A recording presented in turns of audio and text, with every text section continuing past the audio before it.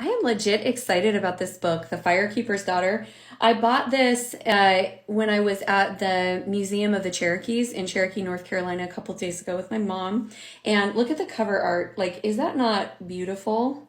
And the back is beautiful as well. But it's got some really powerful stuff on here. So it says on the back, prayers begin with offering Sema and sharing my spirit name, clan, and where I am from. I always add an extra name to make sure Creator knows who I am, a name that connects me to my father because I began as a secret and then a scandal. What?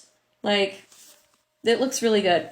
This is, according to the cover, it is an electrifying thriller layered with a rich exploration of the modern Native experience, a reckoning of current and historical injustices, and a powerful celebration of community.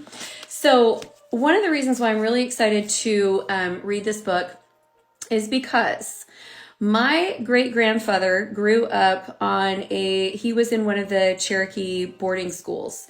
So he was half white and half Native. According to my DNA testing, he was probably a little more white than he realized, but at that point in time, anyone who had brown skin was just listed as Indian, and anybody who was white was listed as white. So my great grandfather on my mom's side and also my grandfather on my mom's side both grew up on reservations.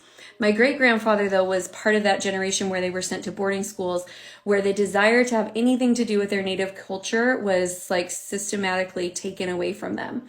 And so when he was old enough to move to California, he left the reservation, moved to California, and started telling people that he was Italian. And that was the reason he had dark hair and dark skin, because he did not want to have to deal with all of the prejudice that he had experienced on the reservation, being half Native, half white. And that culture, man, that boarding school did exactly what it was supposed to do, because that culture was just wiped out of my family's history, and nobody really knew anything until my grandma was older and started connecting with some of her aunts who had stayed behind in Oklahoma on the reservation. So for me, growing up, there was this false sense of culture where it felt like we were trying to buy Native American art that I just didn't, I always felt like we were imposters, like we were pretending to be Native more than actually understanding our Native culture. And I think being older and looking back, I'm just ready.